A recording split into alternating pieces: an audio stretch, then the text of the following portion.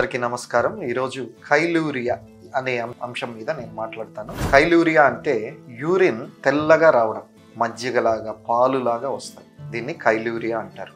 ఇది ఎందుకు వస్తుందంటే మనం తింటున్న జీర్ణకోశంకు తర్వాత యూరినరీ ట్రాక్ అనుసంధానం ఏర్పడినప్పుడు మనం తిన్న ఫ్యాట్ లింఫాటిక్స్ ద్వారా లివర్కి వెళ్ళే నాళాలు లింఫాటిక్స్ అంటాం.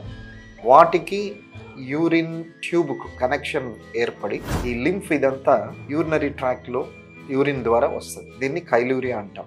ఇది ప్రమాదకరమైన పరిస్థితి ఏం కాదు. దీనివల్ల సాధారణంగా మేజర్ ప్రాబ్లమ్స్ ఏమి ఉండవు. అయితే కొన్నిసార్లు తీవ్రంగా చాలా ఎక్కువగా ప్రోటీన్ లాస్ దీనివల్ల జరగవచ్చు. దీనికి చికిత్స ఉంది. ముఖ్యంగా మనం ఫ్యాటీ ఫుడ్ అంటే కొవ్వు పదార్థాలు, ఆయిల్ ఫుడ్, ఘీ ఇలాంటివి వాడకుండా ఉంటే ఎక్కువ శాతం ఈ కైలూరియా కండిషన్ ఆగిపోతుంది.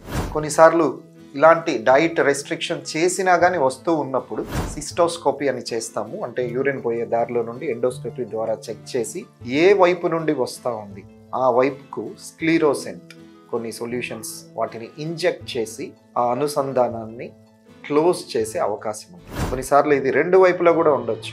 రైట్ సైడ్ నుండి లెఫ్ట్ సైడ్ నుండి కూడా, అలాంటప్పుడు రెండు వైపులు కూడా చేయాల్సి వస్తుంది. ఏదేమైనా ఇది అంత ప్రమాదకరమైన కండిషన్ ఏం కాదు. కానీ సివియర్గా ఉన్నప్పుడు దానికి ట్రీట్మెంట్ ఉంది. యూరాలజిస్ట్ని కన్సల్ట్ అయి ట్రీట్మెంట్ తీసుకోవచ్చు. Thank you.